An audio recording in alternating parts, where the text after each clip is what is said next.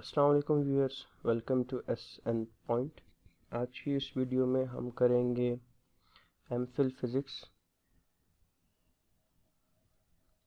Quaid-e-Azam university का 2024 का spring का एंट्री टेस्ट पेपर। हम इसको सॉल्व करेंगे, लेकिन इसको सॉल्व करने से पहले मैं आपको एक चीज़ शेयर कर दूं कि वीडियो डाउनलोड करके या बाद में देखने से या इस तरह देखने से बेहतर है कि आप पेन एंड पेपर ले लें और साथ साथ नोट करते जाएं। और अगर आपको कोई भी कन्फ्यूजन हो तो आप कमेंट बॉक्स में पूछ सकते हैं। सिर्फ यहाँ पे वीडियो बनाने का जो मकसद है वो यही है कि कोई भी स्टूडेंट जो है वो ऐसा ना रह जाए जिसको प्रॉपर गाइडेंस ना मिले। और एक इम्पॉर्टेंट बात कि पहले जितने भी पेपर्स होते थे उनमें राउंड अबाउट 25 MCQs होते थे, लेकिन इस बार जो पेपर हुआ है, मतलब जो एंट्री टेस्ट हुआ है, उसमें इन्होंने 30 MCQs कर दिए। तो इससे पहले कि मैं स्टार्ट करूं, मैं आपसे अगेन यही रिपीट करूंगा कि पेन एंड पेपर लें और आप जो है वो एक एक चीज़ नोट करें, ताकि एंड ऑफ द डे ये आपको ही फ़ायदा होगा। और मेरी कोशिश होगी कि हर न्यूमेरिकल प्रॉब्लम सॉल्व करने से पहले मैं उसको अच्छी तरह एक्सप्लेन कर दूँ। चलें हम स्टार्ट करते हैं बगैर टाइम ज़ाया किए हुए। फर्स्ट ये है हमारा MCQs, और अगर मैं बात करूँ तो ये MMP से आया हुआ है, ये MMP पोर्शन का MCQs है। और हर बार यही होता है कि हर पेपर में राउंड अबाउट आप देखेंगे कि कोई ना कोई एक MCQs जो है वो मैट्रिसेस में से आए हैं, MMP में से। तो मेरी ये भी कोशिश होगी कि मैं साथ साथ आपको ये चीज़ें बताता चलूँ कि कौन सी चीज़ ज़्यादा रिपीटिंग है या कौन सा क्वेश्चन ज़्यादा रिपीटेड है, ताकि जब आप तैयारी करने बैठें तो उसको अच्छे से तवज्जो दे के करें। ये तो बहुत सिंपल सा क्वेश्चन है कि for the for what value of a the matrix M is singular. तो पहले हम मैट्रिक्स एम को सिंगुलर लेंगे। सिंगुलर मैट्रिक्स वो मैट्रिक्स होता है जिसका जो डिटर्मिनेट या मॉड है वो ज़ीरो हो, कि ये मॉड इक्वल टू ज़ीरो। तो हम लेंगे 1 0 0 0 a 2 0 2 -2 इक्वल टू ज़ीरो। आप डिटर्मिनेट ओपन करेंगे तो ये आप करके खुद देख लीजिएगा, सिर्फ एक 1 वाला रहेगा, बकिया सब ज़ीरो हो जाएंगे। तो हमारे पास होगा a2 +2 -2 इक्वल टू ज़ीरो। अब जब हम इसको सॉल्व करेंगे तो ये हमारे पास होगा -a -4 इक्वल टू ज़ीरो, और यहाँ से a की वैल्यू आ जाएगी 2। आप इसको सॉल्व कीजिएगा। मैं स्टेप्स कुछ इसलिए सिर्फ स्किप कर रहा हूँ कि जब 30 MCQ सॉल्व करें तो वीडियो बहुत ज़्यादा लेंथी बन जाएगी। तो आपका जो आंसर है वो आ जाएगा 2, और ये राइट ऑप्शन आपका डी, नहीं सॉरी, ये जब दूसरी तरफ जाएगा तो ये हो जाएगा +4, तो यहाँ पे माइनस आएगा। तो ये आपका राइट ऑप्शन जो है वो होगा ए करेक्ट है, ई नहीं है, सॉरी फॉर दिस। आपका राइट ऑप्शन ए करेक्ट है। अच्छा, नेक्स्ट हमारे पास है नेक्स्ट। आप अगर पास्ट पेपर्स उठा के देखें ना तो आपको ये भी होगा कि कॉम्प्लेक्स इंटीग्रेशन में से भी एक नए क्वेश्चन आता है। तो MMP का एक चीज़ मैं बताता चलूँ आगे जाने से पहले कि MMP का ज़्यादातर ये होता है कि मैट्रिसेस में से क्वेश्चन, कि मैट्रिक्स प्रूव करे, हर्मिशियन है, इसकी आइगन वैल्यूज़ क्या हैं, इस तरह। दूसरा कॉम्प्लेक्स इंटीग्रेशन, और थर्ड वन सीरीज़, एक्सपेंशन या सम, ये आता है। तो ये तीन चीज़ें मैं आपसे ये रिक्वेस्ट करूँगा कि आप अच्छे से कर लो। सिर्फ पास पेपर भी करें तो आपको टॉपिक का अच्छे से अंदाज़ा हो जाएगा। अब ये कॉम्प्लेक्स इंटीग्रेशन में होता ये है कि यहाँ पे हम देखेंगे हमारी सिंगुलरिटी किस जगह है।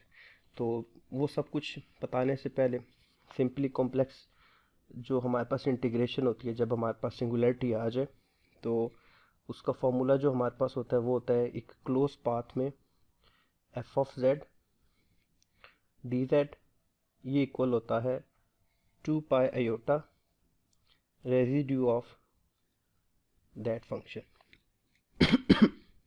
अब यहाँ पे आप देखें तो हमारे पास सिंगुलरिटी जो है वो कहाँ कहाँ है। तो जो मेरे पास ये गिवन क्वेश्चन है ये वाला, यहाँ पे देखें तो z की 2 वैल्यू है, z into Z plus iota pi, इसको हम जब इक्वल टू ज़ीरो पुट करेंगे तो एक होगा z is equal to zero और एक वैल्यू होगी z is equal to minus iota pi. अब यहाँ पे लिखा हुआ है कि ये अराउंड एक सर्कल के है, कि ये हमारे पास वो इंटीग्रल क्लोज जो है ना उसकी वैल्यू है। तो हमने यहाँ पे कम्प्लेक्स इंटीग्रेशन में ये होता है कि हमने सिर्फ वही सिंगुलरिटी लेनी है जो इस z मैग्नीट्यूड के अंदर है, इससे ऊपर ना है। तो यहाँ पे अगर मैं z की मैग्नीट्यूड फाइंड आउट करूँ तो इसकी ज़ीरो होगी और इसकी जो z की मैग्नीट्यूड होगी वो होगी अयोटा पाई। और हमें पता है कि ज़ीरो लेस देन वन है और पाई जो है वो ग्रेटर देन वन है। तो यहाँ से एक चीज़ क्लियर होती है कि जो इन साइड हमारे पास सिंगुलरिटी होगी वो होगी z is equal to zero की वजह से, ये होगी इन साइड हमारी सिंगुलरिटी। ठीक है, तो अब सिंपली करना क्या है, यहाँ पे सिर्फ हमने ये फाइंड करना है कि हमारा ये रेजिडेंट फंक्शन क्या है। तो इसको फाइंड करने के लिए let me change the colour, नहीं चेंज हुआ। रेजिडेंट फंक्शन जो है हमारा एफ ऑफ ज़ीरो पे वो सिंपली ये होगा कि limit z approaches to zero, z याद रहे यहाँ पे हमेशा वो सिंगुलरिटी आनी है जो हम ले रहे हैं। ठीक है, अब यहाँ पे अगर ये वन होता, टू होता, ये वाला थ्री होता, फोर होता, तो यहाँ पे भी z approaches to three four one इसी तरह होता। मल्टीप्लाई वन ओवर जो भी ये सारा यहाँ पे होगा जो भी वो सारा हम लिखते हैं। तो ये आता है z into Z plus iota pi.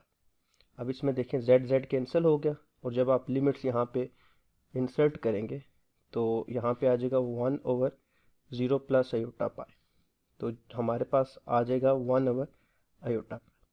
तो अब इसको ये वाली जो वैल्यू है सिंपली ये वाली हम जब इस फॉर्मूले में पुट करेंगे तो मैं इसी को यहाँ पे ग्रीन कलर से लिखता हूँ कि जो मेरा क्लोज इंटीग्रल है, close integral F of G D of Z, ये हमारा क्या आ जाएगा two pi iota multiply one over iota pi. ये इससे कैंसर, आंसर हमारा टू। तो राइट ऑप्शन है हमारा डी, ये करेक्ट है। मज़ीद मैं आपको यही कहूँगा कि इसके एस्पेक्ट पास्ट पेपर में जितने भी क्वेश्चंस हैं वो आप सॉल्व करें, एक दो फार्मूला भी इसके होते हैं वो आप अच्छे से करें, तो ये आपका एमसीक्यूज हो जाएगा। थर्ड वन है हमारा, देखें एज आई टोल्ड यू, ये अब क्वेश्चन आ गए सीरीज़ वाला कि expansion of this series at x is equal to zero. तो मेरा जो फंक्शन मुझे गिवन है एफ ऑफ एक्स वो गिवन है e power x minus e power minus x divided by two. अच्छा, अब यहाँ पे इसको सॉल्व करने से पहले एक चीज़ सिंपली मैं आपको बताता चलो, हमने कुछ नया नहीं करना, जस्ट टेलर सीरीज़ ओपन करनी है वो फाइंड करनी है। लेकिन यहाँ पे ये है कि इसको दो तरीके से सॉल्व कर सकते हैं, एक तो इस फॉर्म में, दूसरा अगर आप स्मार्टली होके सोचें तो लाइक बच्चे जो हैं वो इसको कन्वर्ट कर देंगे साइन हाइपरबोलिक एक्स में। तो यहाँ पे इसका डेरिवेटिव लेना और उसको सॉल्व करना आसान है। आपसे रिक्वेस्ट है कि जब आप खुद सॉल्व करने बैठे तो आप इससे सॉल्व करें। ठीक है, मैं इस वाले से सॉल्व करता हूँ, एफ ऑफ एक्स मैं इस वाले से सॉल्व करता हूँ और इससे सॉल्व करने की जो रीज़न है वो सिर्फ ये है कि मेरी तरह कोई भी स्टूडेंट जब फर्स्ट टाइम इसको देखेगा तो उसकी कोशिश होगी कि इसको जिस तरह है उसी तरह लेके चलें, उसी तरह सॉल्व करें। तो सिंपली इसको सॉल्व करने के लिए हम क्या करेंगे कि एज इट इज़ जिस तरह हमारी टेलर सीरीज़ होती है, तीन चार डेरिवेटिव लेंगे, फिर x is equal to zero पे रखेंगे और फिर उसमें फॉर्मूले में पुट कर देंगे। तो हमारे पास इसका फर्स्ट डेरिवेटिव होगा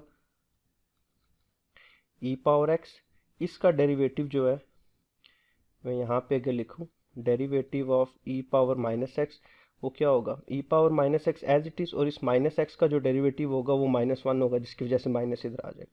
तो वो माइनस और minus plus e power minus x divided by two. फिर हम एक और डेरिवेटिव लेंगे, वो दोबारा same as it is function repeat होगा, सेम। फिर हम थर्ड डेरिवेटिव लेंगे तो वो हमारा हो जाएगा e power x plus e power minus x divided by two. फिर हम फोर्थ लेंगे तो ये हो जाएगा e power x minus e power minus x divided by two. Again मैं आपको बता रहा हूँ कि मैं सिर्फ जल्दी इसलिए कर रहा हूँ ताकि वीडियो जो है वो शॉर्ट बने। आप बेशक इसको खुद करें, और जब तक खुद नहीं करेंगे ट्रूली स्पीकिंग आपसे नहीं होगा। Divided by up to so on. अब इसी को हम चेक करते हैं x इज इक्वल टू 0 पे। तो ये वाली मैं इरेज करता हूँ सब कुछ, इसको मैं इरेज कर देता हूँ, ये आपने करना है ताकि जगह कम है। तो यही जब at x is equal to 0 पे हम चेक करेंगे तो फंक्शन खुद 0 पे तो 0 हो गया, क्योंकि e की पावर 0, चलें इसको कर लेते हैं, e की पावर 0 माइनस e की power 0 divided by 2 gives you 0। फिर ये f प्राइम ऑफ 0 ये हो जाएगा 2 बाई 2 1। फिर f डबल प्राइम ऑफ 0 ये भी 0। f ट्रिपल प्राइम ऑफ 0 ये क्या हो जाएगा 1। फोर्थ डेरिवेटिव 0, फिफ्थ वाला जो है वो 1 हो जाएगा। तो अब हमारी जो सीरीज़ है हम अगर उसमें पुट करें तो सिंपली हमारा एफ ऑफ एक्स क्या होता है, f of 0 plus x F prime of 0 divided by 2 factorial x square 3 factorial F double prime of 0 और चलता जाएगा। तो जब आप इसमें वैल्यू पुट करेंगे तो ये आपका आ जाएगा एफ ऑफ एक्स। देखें एफ ऑफ 0 की क्या वैल्यू है 0, प्लस एफ ऑफ 1 की क्या वैल्यू है 1।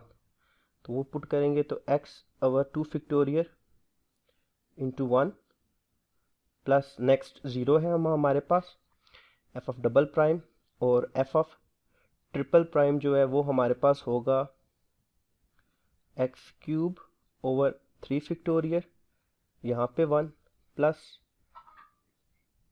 आगे एक और कर लेते हैं, पांचवा 0 होगा और छठा हमारे पास क्या होगा, ये हो गया 0 1 2 3 4 4 0 होगा, और फिफ्थ वाला हमारे पास 1 होगा। तो x की power 5 divided by 5 factorial into 1। तो ये जब आप इसको सही ओपन करके लिखेंगे तो ये हो जाएगा x by 2 plus x cube by 6 plus x power 5 divided by 5 factorial जो है वो आपको 120 आता है। ये आप कैलकुलेट कर लेना। तो इसके अकॉर्डिंग अगर मैं देखूं तो मेरा राइट ऑप्शन जो है वो ए बनता है, ये मेरा राइट ऑप्शन है। ठीक है, चले हम फोर्थ वन पे चलते हैं। पहले हमारे पास सारे एम एम पी के होंगे। अच्छा, इसमें लिखा हुआ है कि हमारे पास 3 आर्बिट्रेरी वेक्टर्स है, which one of the following statement is not true. कौन सी स्टेटमेंट है जो ट्रू नहीं है। अब इस तरह का जो क्वेश्चन आ जाए ना तो इसको आप एंड पे छोड़ दें। पहले तो हम स्मार्टली कर सकते हैं, लेकिन आप इस तरह के क्वेश्चन को एंड पे छोड़ सकते हैं, क्योंकि ये ज़रा क्वेश्चन जो है ना वो ट्रिकी होता है, और ये होता है कि पहले वो क्वेश्चन कर लिया करें जो आसानी से कर सकते हैं। इसमें सिंपली ये है, मैं आपको बताता चलूँ कि ये वाली जो इसमें ऑप्शन लिखा है ना, ऑप्शन सी, ये करेक्ट है, ये ट्रू नहीं है। इसको जब आप सॉल्व करेंगे, अभी हम सॉल्व करेंगे इसको, तो हमारे पास इसका आंसर जो है ना वो 2 की समथिंग फॉर्म में आता है जो इक्वल टू 0 नहीं है। तो ये वाली चीज़ एक ट्रू नहीं है, बकिया सब कुछ है, नन तो आता ही नहीं है किसी में। तो ये देखें, जिस तरह मैं अगर इसकी एक साइड लूँ ए क्रॉस बी क्रॉस सी, तो ये बाय वेक्टर ट्रिपल प्रोडक्ट मेरे पास क्या आता है ए डॉट सी। अच्छा, वेक्टर के बारे में एक चीज़ मैं बताता चलूँ कि वेक्टर वाइड एक ऐसी चीज़ है जो 3 आपके सब्जेक्ट्स में आ सकता है। वेक्टर आपका क्लासिकल मैकेनिक्स में आ सकता है, वेक्टर आपका ईएमटी मतलब इलेक्ट्रोडायनामिक्स के पोर्शन में आ सकता है, और वेक्टर से क्वेश्चन आपका एमएमपी में आ सकता है। तो वेक्टर को अच्छे से कर लें, जहाँ से भी आपको मिलता है वेक्टर के अकॉर्डिंग एमसीक्यूज। इस चीज़ की तो मैं आपको गारंटी से कह सकता हूँ कि अगर आप पास्ट पेपर्स जो है ना वो अच्छे से कर लें आप, तो आपको कोई इशू नहीं होगा। और उसके लिए क्या करें कि यूनी की वेबसाइट पे जाएं, वहाँ पे आपको 5-6 पास्ट पेपर्स मिल जाएंगे। मेरे अपने जो चैनल है यूट्यूब का है जिस पे भी आप ये वीडियो देख रहे हैं, इसी की आप प्लेलिस्ट में जाएं तो आपको 3-4 पास्ट पेपर सॉल्व मिल जाएंगे। और ईएमटी तो आपको कहीं से करने की ज़रूरत ही नहीं है, क्योंकि उसके अभी तक जितने भी पास्ट पेपर में क्वेश्चंस आए, एक ही 2 वीडियोस में राउंड अबाउट 2 हार्स की वो वीडियोस बनती हैं, उनमें सब के सब सॉल्व है, तो आप वहाँ से देख सकते हैं। चलें, यहाँ पे अच्छा, ये वाली चीज़ जो है, जो भी है, एक नंबर हमें देगी, क्योंकि तो ये वाली तो ज़ीरो के इक्वल नहीं है, ठीक है। अब सेम गोज़ फॉर, अगर मैं चलता हूँ इसकी इस तरफ, सी क्रॉस बी क्रॉस ए, तो सी क्रॉस बी क्रॉस ए, तो वेक्टर प्रोडक्ट के रिगार्डिंग क्या मैं इसको यूँ लिख सकता हूँ कि ये माइनस सी ए क्रॉस बी है। जस्ट इसकी कोई ख़ास वजह नहीं है, मैंने क्या किया है, मैंने सिर्फ जो है ना इन दोनों को चेंज कर दिया। क्रॉस प्रोडक्ट हमें पता है कि ए क्रॉस बी जो है वो होता है B cross A with negative sign, ठीक है। अच्छा, मैं ये वेक्टर नहीं डाल रहा, बहुत ज़्यादा लेंथी हो रहा है, तो इसलिए ये नेगेटिव साइन आ गया। अब मैं इसको ओपन करता हूँ, तो ये हो जाएगा minus C dot B into A minus C dot A into B, और ये बड़ी ब्रैकेट। सेम जो यहाँ पे रूल लगा है वही रूल इस स्टेप में लगा है, कोई ज़्यादा बड़ा अलजबरा यूज़ नहीं हुआ। अब ये माइनस साइन अगर मैं मल्टीप्लाई करूँ तो ये हो जाएगा C dot B into A plus C dot A into B. अब इन दोनों को ऐड करते हैं, ये वाली हम ले लेते हैं इक्वेशन 1, ये वाली इक्वेशन 2। तो जब हम इक्वेशन 1 को ऐड करेंगे इक्वेशन 2 के साथ तो क्या आएगा, देखते हैं। ये कलर चेंज करना बेहतर होगा, ये होगा A dot C B minus A dot B into C negative sign C dot B into A plus C dot A into B. अब आप ये देखें, ये इसमें और इधर तो डॉट प्रोडक्ट है, तो A dot B is equal to B dot A, तो मैं इसको सिंपली ये लिख सकता हूँ 2 इंटू ए डॉट सी इंटू बी। अब प्रॉब्लम आ जाती है इस हिस्से पे कि ये जो दूसरे सेंटर वाले इनका क्या करें, इनका इशू आ रहा है। तो ये भी अगर आप कम्यूटेटिव प्रॉपर्टी यूज़ करें तो ये ए डॉट बी, एक्चुअली ये ए डॉट बी, थोड़ा सा आपने क्या करना है, इस वीडियो को देखने से पहले या इसको देखने के बाद, ये वाला थोड़ा सा टिपिकल है, आपने इस तरह करना है कि ईएमटी की बुक ओपन करें, ग्रिफिथ की इलेक्ट्रोडायनामिक्स, वहाँ पे ये रूल्स वगैरह सारे लिखे पढ़ लें, या फिर वेक्टर की किसी भी बुक से जहाँ से आपका दिल करे। तो ये एसोसिएटिव प्रॉपर्टी होती है कि a dot B into c is equal to c dot B into a. तो ये भी दोनों इक्वल हैं, तो वहाँ से मैं लिख सकता हूँ ये भी -2 इंटू ए डॉट बी इंटू सी। यहाँ से एक चीज़ तो पता चली कि ये दोनों ज़ीरो के इक्वल नहीं है, तो राइट ऑप्शन हमारा कौन सा हो गया, सी हो गया। अच्छा, ये फर्स्ट टाइम आया क्वेश्चन इस तरह का, कभी रेयर होता है कि कोई क्वेश्चन आए, तो इसमें टेंशन लेने की ज़रूरत नहीं है। आप इससे पहले जितनी भी वीडियोज़ हैं वो एक बार देख लें, तो आपको इससे अच्छे से अंदाज़ा हो जाएगा कि मैं क्या कहने की कोशिश कर रहा हूँ। नेक्स्ट है हमारे पास, जो नेक्स्ट क्वेश्चन है उसकी तरफ बढ़ते हैं। ओके, ये क्वेश्चन नंबर 5 है, ये इंटरेस्टिंग है। अब ये ईडी का भी है, और सॉरी क्लासिकल मैकेनिक्स से भी है, और आपका एमएमपी से भी। Second order differential equal to 0 और सॉरी 100, और 7 बाउंड्री कंडीशन है। तो अगर इस इक्वेशन को मैं ठीक करके लिखूँ तो ये कुछ यूँ लिखी हुई है, D square X over D T 25x equal to 100। अब प्रॉब्लम ये है कि यहाँ पे ज़ीरो नहीं है, अगर या फिर कोई एक्स वाई नहीं है, अगर ज़ीरो होता तो ये डायरेक्टली होमोजीनियस डिफरेंशियल इक्वेशन होती, हम कॉम्प्लीमेंट्री सोल्यूशन से गुजारा कर लेते। क्योंकि ये ज़ीरो नहीं है तो हमें फिर इसका पर्टिकुलर सोल्यूशन भी चाहिए। अब प्रॉब्लम ये है कि पर्टिकुलर सोल्यूशन जो है वो किस तरह लिखें, क्या करें।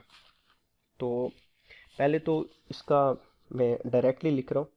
आप जब इसकी कैरेक्टरिस्टिक इक्वेशन बनाएंगे तो आपको पास आएगा D square plus 25 equal to 0। तो वहाँ से डी स्क्वेयर होगा -25, जहाँ से डी की वैल्यू आएगी प्लस माइनस आयोटा 5, और आपका जो कम्प्लीमेंट्री सोल्यूशन है वो आ जाएगा X C is equal to C1 cos of 5t plus C2 sin of t। अब प्रॉब्लम ये है कि इसका पर्टिकुलर सोल्यूशन क्या होगा। तो क्योंकि यहाँ पे सिर्फ कांस्टेंट है, आप में से जिसको हायर डिफरेंशियल इक्वेशंस के रूल्स वो पता हो यूसी मेथड, तो पर्टिकुलर सोल्यूशन क्योंकि यहाँ पे कोई भी हमारे पास वेरिएबल नहीं है या पोलिनोमियल नहीं है, तो सिंपली हम यहाँ पे लेंगे एक कांस्टेंट, जो हमारा पर्टिकुलर सोल्यूशन होगा वो होगा कांस्टेंट। अगर यहाँ पे x होता तो हम इसको यूँ लेते ax प्लस बी, अगर यहाँ पे x स्क्वेयर होता तो वो होता ax square plus b x plus c. Hopefully आपको याद आ रहा होगा।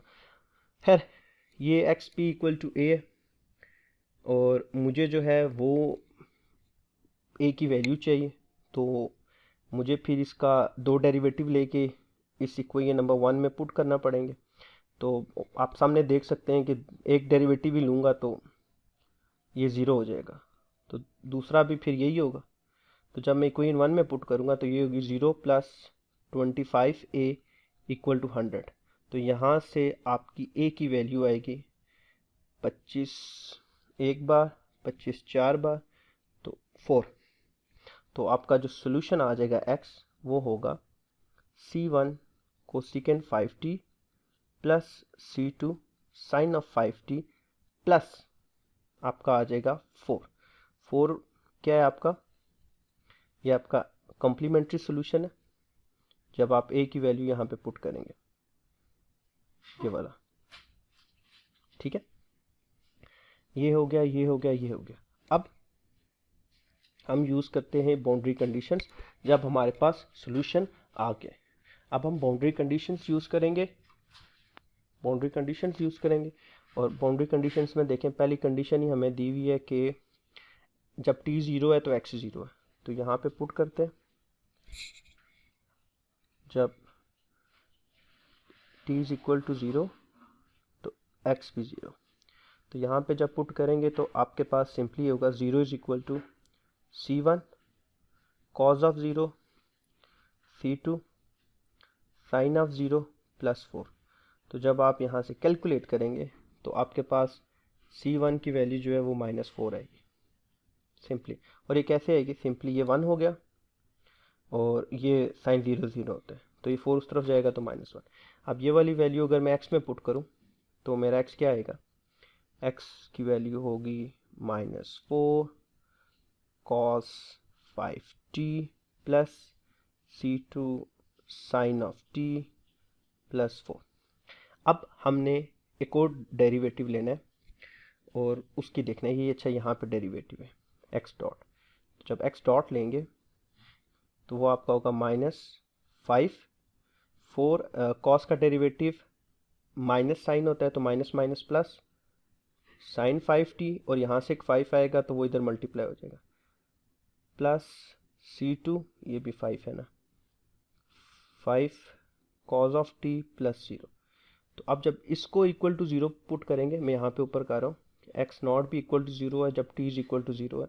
तो जब आप ये पुट करेंगे तो ये आएगा 0 -20 sign 0 plus 5 C2 cause of 0। तो यहाँ पे आपका जो C2 है वो ऑटोमेटिकली 0 हो जाएगा। तो at the end of the day हमारा सोल्यूशन क्या होगा, मैं अगर इसको इरेज कर दूँ तो एंड ऑफ द डे जो मेरी सोल्यूशन की वैल्यू होगी वो होगी x इक्वल है C1 की वैल्यू हमारे पास है -4। मैं इस इक्वेशन में पुट करूँगा, ये वाली जो इक्वेशन है मेरी equation number A, this one, इस इक्वेशन में। ठीक है, तो ये हो जाएगा 4 cos ऑफ 5t, C2 0 है तो यहाँ पे 4 लिख लेंगे। ठीक है, और यहाँ से अगर मैं 4 कॉमन लेता हूँ और इसको पहले लिखता हूँ तो ये हो जाएगा 1 माइनस कॉस ऑफ 5t। और ये मैंने क्यों किया है, क्योंकि मुझे बनाना था आंसर जो हमें गिवन है। तो ये वाला आंसर जो है आप अगर देखें तो ये ऑप्शन नंबर बी है। ठीक है, आप चलते हैं नेक्स्ट क्वेश्चन की तरफ, उम्मीद है आपको समझ आ रही होगी। क्वेश्चन नंबर 6 है हमारे पास।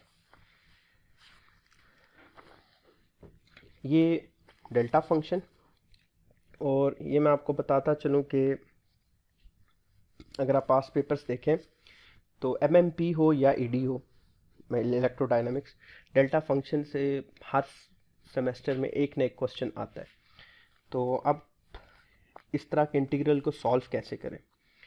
तो इस तरह के इंटीग्रल जब मतलब अगर सिंपल इंटीग्रल होता ना, यहाँ पे लिखा हुआ था -2 del of x -1 D of x, तो वो सिंपल था। हम यहाँ पे क्या करते कि x की वैल्यू पुट करते 1, मतलब x की वैल्यू फाइंड आउट करते, वो आती 1, तो यहाँ पे सिर्फ पुट करते, बेशक यहाँ पे स्क्वायर होता कुछ भी होता, तो ये सिंपली इक्वल टू 1 है, ये लिमिट्स वगैरह कुछ नहीं लगती, ठीक है। लेकिन प्रॉब्लम ये है कि हमारे गिवन क्वेश्चन में हमारे पास ऐसी कोई चीज़ तो आई नहीं, हमें उन्होंने दे दिया है एक क्वाड्रेटिक इक्वेशन, तो अब इसको किस तरह सॉल्व करें?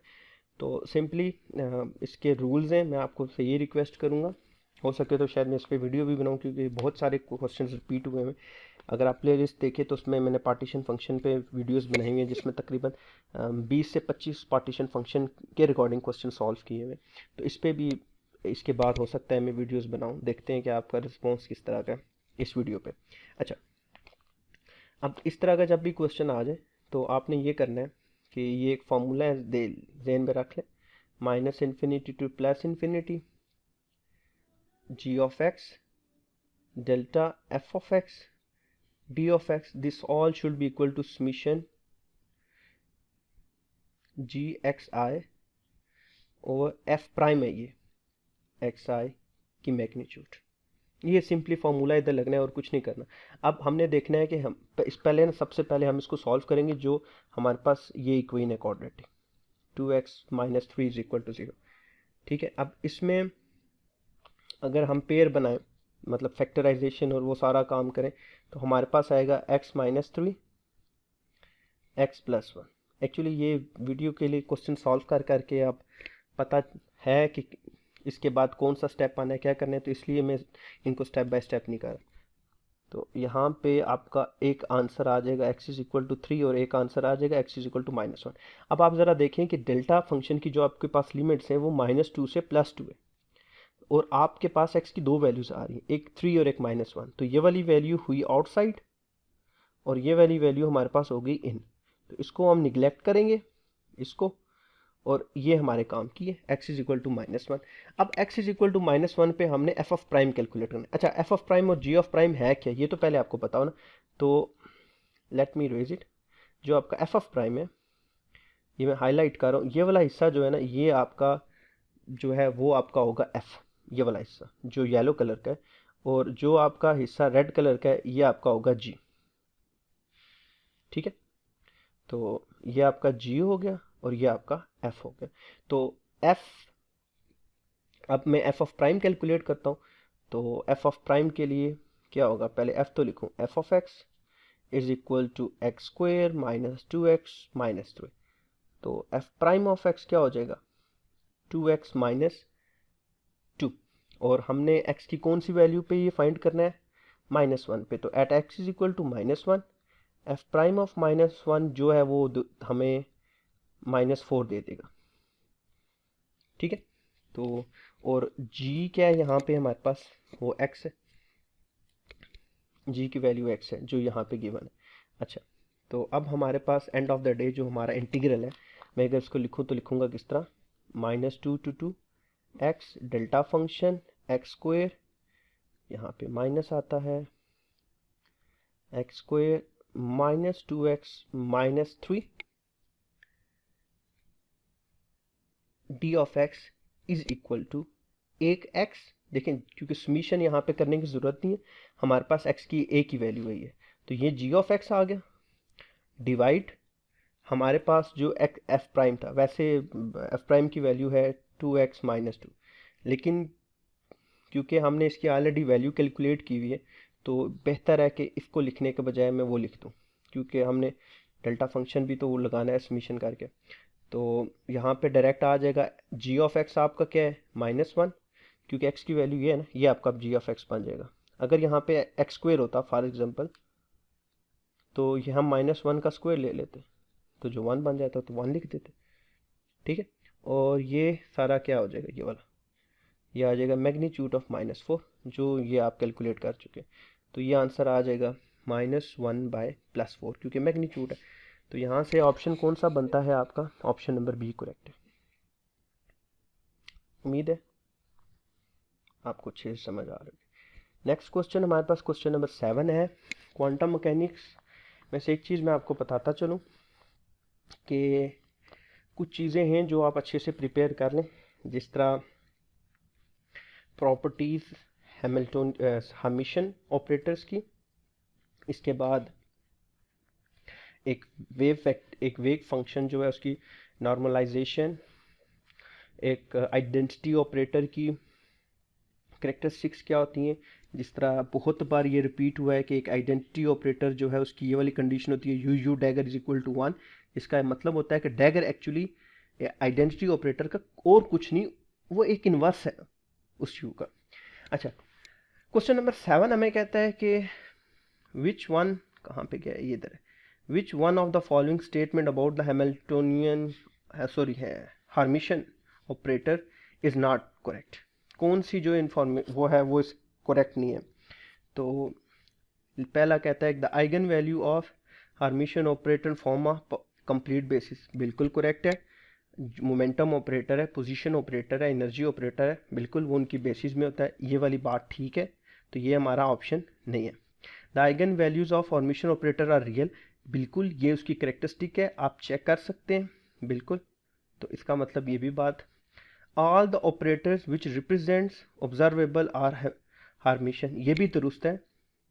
कैसे दुरुस्त है आप देख लें कि पोजीशन ऑपरेटर एक बिल्कुल वो एक ऑब्जर्वेबल है, पोजीशन है वो हार्मिशन ऑपरेटर है, मोमेंटम है वो भी हार्मियन ऑपरेटर है, सेम गोस फॉर एनर्जी है। तीन मतलब बेसिक्स और भी बहुत सारे हैं, लेकिन ये तीन हम अपने नाम सुने होंगे तो इसलिए मैं कह रहा हूँ। तो इसको भी क्रॉस करते हैं। लास्ट वन है all the Hermitian operator represent observe. अब ये इसका रिवर्स है, और अब यहाँ पे क्या लिखा हुआ है कि आर हार्मिशन ऑपरेटर आर ऑब्जर्वेबल, ये बिल्कुल गलत बात है। दिस इज नॉट ट्रू, और यही करेक्ट हमारा सोल्यूशन है, दिस वन डी। कैसे? अब मैं आपको इसकी एग्जांपल देता हूँ। जिस तरह आइडेंटिटी ऑपरेटर है हमारा, आइडेंटिटी ऑपरेटर। अब ये आइडेंटिटी ऑपरेटर क्या है कि ये किसी भी फिजिकल मेजरमेंट को तो नहीं ना बताता, बस ये कहता है कि जो भी इसके साथ होगा वो वैसे ही रहेगा, पोजीशन है, मोमेंटम है, कुछ भी है। तो ये हार्मिशन तो है, लेकिन ये किसी फिजिकल मेजरमेंट या ऑब्जर्वेबल्स को नहीं बताता। तो आइडेंटिटी ऑपरेटर जो है वो हमारे पास नॉट ऑब्जर्वेबल है। ठीक है, तो राइट ऑप्शन क्या है? D correct. अब आप देखें यहाँ पे आपके पास हार्मिशन ऑपरेटर और आइडेंटिटी ऑपरेटर दोनों की प्रॉपर्टीज जिस जिसको पता होंगी वही इसको सॉल्व कर पाएगा। और मैं यही कहूँगा कि बस जो टॉपिक्स आपको पास पेपर्स में नज़र आ रहे हैं ना, बस सिर्फ वही करें। बकिया वो ज़रूरी नहीं है आपका कि आप जो है वो हर एक टॉपिक को स्पेसिफिकली कर लें। कायद आज़म यूनिवर्सिटी में ये नहीं होता कि आपके 3 MCQs हैं तो टॉप 5 वाले चुने जाएंगे, टॉप 30, इस तरह नहीं होता। नेक्स्ट है, ये बड़ा इंटरेस्टिंग है। हमने जो पढ़ा हुआ है 1 डायमेंशन बॉक्स, यूजुअली जो हम पढ़ते हैं उसकी लेंथ अगर आप देखें अपनी बुक्स ओपन करके, इवन दो ग्रिफिथ में भी, तो वो होता है लेंथ, ये होती है उसकी लेंथ 0 से L, यहाँ से लेकर यहाँ तक। लेकिन ये वाला जो है वो यहाँ से यहाँ तक है। तो अब क्वेश्चन ये पैदा होता है कि हमारा पहले तो पता होना कि वेव फंक्शन इस लेंथ के लिए होगा क्या, 1D इनफाइनाइट पोटेंशियल वेल के लिए। तो जब आप डेरिवेशन करते हैं तो उसमें एक्चुअली ये वाला तो सबके लिए सेम है। ये जो पार्ट है ना साइन वाला, साइन ये होता है, ये वाला पार्ट है। अगर आप कैलकुलेशन करें ना तो आपको होगा कि ये होता है NXL और यहाँ पे x होता है, ये सेम है। प्रॉब्लम आती है जब हम ये लिमिट्स चेंज करते हैं ना, तो मैं आपसे ये रिक्वेस्ट करूँगा कि एक बार इसकी डेरिवेशन देख लें। आप जब डेरिवेशन में जाएंगे तो वहाँ पे आपको एक्चुअली यूँ मिलेगा कि a² L/2 is equal to 1। वो क्यों होता है कि इससे पहले जो लिमिट्स हमारे पास होती हैं वो होती हैं 0 से लेकर L तक। ठीक है, या फिर मैं इसको कह सकता हूँ 0 से लेकर a तक। लेकिन अब ये जो हमारा केस है, ठीक है, ये वाला जो हमारा केस है, इसमें अब प्रॉब्लम ये है कि हमारे पास लिमिट्स जो हैं वो 0 से a नहीं है, वो लिमिट्स जो हैं वो हैं -a से a स्क्वायर l 2/1 जो भी, ठीक है। तो जब हम इसको अब 0 से a में कन्वर्ट करेंगे, ठीक है, जब हम इस तरह इसको लेके चलेंगे, तो अब देखें इवन फंक्शन ऑड फंक्शन भी देखना होता है हमने कि इवन क्या है और ऑड क्या है। तो जब आप ये सारी कैलकुलेशन करेंगे, डेरिवेशन करेंगे, तो आपको पता चलेगा कि ये मैं कहाँ पे ये बात कर रहा हूँ। मतलब यहाँ पे ना ये नहीं होता, ये कुछ इस तरह होता है a स्क्वायर, यहाँ पे साइन समथिंग यूँ वैल्यू होती है, और फिर हम उसको सॉल्व करते हैं तो फिर हमारे पास आता है a स्क्वायर l/2 = 1। यहाँ पे सिर्फ मेरा ये बताने का मकसद ये है कि हमने एक प्रॉपर्टी पढ़ी होती है इवन फंक्शन की, कि अगर हमारे पास एक फंक्शन यूँ हो -∞ से +∞ f(x) d(x), और अगर ये f(x) हमारा इवन है तो ये कन्वर्ट हो जाता है 0 से ∞ टू मल्टीप्लाई हो जाता है, ठीक है। तो आप जब उसको देखेंगे, सॉर्ट आउट करेंगे, यहाँ पे यही एक ट्रिक पॉइंट है, बकिया सारा सॉल्व है। तो यहाँ पे ना आपका एक 2 आएगा इस जगह, जो इसको और इसको कैंसिल करेगा, मीन्स टू से ये 2 इधर और इधर आएगा। तो आपके पास जो आपका a l × 1 है, और a की वैल्यू आपकी आएगी इस बार 1/l²। पहले हम लिखते थे ना फंक्शन जो है हमारा, ये जो लिखा हुआ है कि वे फंक्शन 2, ये होता था, मैं इधर लिखता हूँ कि 2/l sign of n π/l/x। अब ये 2/l की जगह यहाँ पे 1 का फैक्टर आ गया, ठीक है। और लेंथ जो है वो हमारे पास क्या होगी, -a से a, मतलब 2a हमारे पास अब लेंथ है। तो जस्ट सिंपली यहाँ पे l की जगह 2a पुट कर दें, तो होगा 1/2a साइन n π/x/2a। तो देखें राइट ऑप्शन कौन सा बनता है, 2a एक ही लिखा हुआ है, ये वाला, ये आपका राइट ऑप्शन हो गया, ठीक है। उम्मीद है आपको सारी बातें क्लियर होगी। अच्छा, एक चीज़ मैं इसमें भूल गया हूँ, क्योंकि मैं जल्दी में हूँ, जल्दी में कर रहा हूँ, लेकिन ये बता रहा हूँ ऑप्शन सारे करेक्ट है कि फर्स्ट एक्साइटेड स्टेट, तो मतलब n की वैल्यू 1 पुट कर दो नेरा, तो यहाँ पे ये 1 हो जाएगा। तो आपका ऑप्शन फिर भी करेक्ट रहता है। मैं फिर कहूँगा एक बार इसकी डेरिवेशन देख लें, और वहाँ पे लिमिट्स जो हैं बस आप -a से a रख के चलें, तो आपके पास जस्ट एक 2 का फैक्टर आएगा, और भी कुछ नया नहीं आएगा, ठीक है। अच्छा, अब हम चलते हैं नेक्स्ट आगे क्वेश्चन की तरफ, वो भी क्वांटम मैकेनिक्स से। और ये वाला क्वेश्चन जो भी नेक्स्ट आपको बताने लगा हूँ बहुत बार रिपीट हुआ है, और बहुत सारे स्टूडेंट्स इसको इसी तरह छोड़ देते हैं कि ये आता नहीं है। और जहाँ पे आप क्वांटम मैकेनिक्स की 2 चीज़ें मैंने आपको बताई हैं कि हार्मिशन ऑपरेटर और आइडेंटिटी ऑपरेटर्स की प्रॉपर्टी, उसके साथ तीसरा ये होता है एंगुलर मोमेंटम। इसमें सिर्फ आपने इनकी आइगन वैल्यूज़, मतलब वो ऑपरेटर किस तरह ऑपरेट होगा वो याद रखना है। जिस तरह आप देखें यहाँ पे लिखा हुआ है, एक पार्टिकल की सुपरपोजिशन स्टेट स्फेरिकल हार्मोनिक्स में ये गिवन है, if the z component of the orbiter angular momentum is measured, what is the probability of the find Lz। अब यहाँ पे एक इसका होता है कि Lz is equal to 1/, partial something, वो कुछ करने की ज़रूरत नहीं है। वो क्यों करने की ज़रूरत नहीं है, क्योंकि हमारे पास आल्दो लिखा हुआ है कि स्फेरिकल हार्मोनिक्स में है, लेकिन अगर आप क्वेश्चन देखें ना तो ये सब y1 y1 -1 y2 0 y-1, और ये देखिए लिखा हुआ है कि ये m है और ये l है। तो मतलब अगर मैं इसको ठहरे यहाँ पे सेकल के लिखूँ, तो ये लिखा हुआ है 1/4 y11 1/4 y-1 1/, ये 3/8 और 1/8 y-1 और 2। अब इसमें काम की ये बात है कि ये जो मैं हाईलाइट करने लगा हूँ येलो कलर के साथ, ये आप देखेंगे ये सारी वैल्यू जो है ना हमारे पास m की है, ठीक है, और नीचे वाली सारी वैल्यूज़ l की हैं। अब ये मैं आपको क्यों बता रहा हूँ, क्योंकि यहाँ पर ये देखें, सिंपल सी बात है, हमारा जो Lz है वो होता है mh कट, ठीक है। वो क्या कह रहा है कि हमने क्या फाइंड करना है, find the probability of minus H cut. Minus ये कहाँ से माइनस आएगा, जब m की वैल्यू क्या होगी, -1 होगी। m की वैल्यू कहाँ पे -1 है, ये ज़रा आप देखें कि m की वैल्यू -1 कहाँ पे है। एक m की वैल्यू ये -1 और एक m की वैल्यू ये -1, ठीक है, और तो कुछ है नहीं। तो आप अब इसको क्या करेंगे, आप यहाँ पे जब m की वैल्यू -1 होगी तो आप इसी का कॉम्प्लेक्स कंजुगेट लेके इसके साथ मल्टीप्लाई करेंगे, तो ये आएगा 1/4, मतलब स्क्वायर रूट ऑफ 1/4 का स्क्वायर हो जाएगा, प्लस इसका भी 1/8 इसका स्क्वायर हो जाएगा। तो ये कैंसिल हो गए, 1/4 जमा 8, एलसीएम आपका हो जाएगा 8, और ये हो जाएगा 2 + 1 विच इज़ इक्वल टू 3/8, और आपका आंसर क्या आएगा, 3/8। ये आपका करेक्ट आंसर।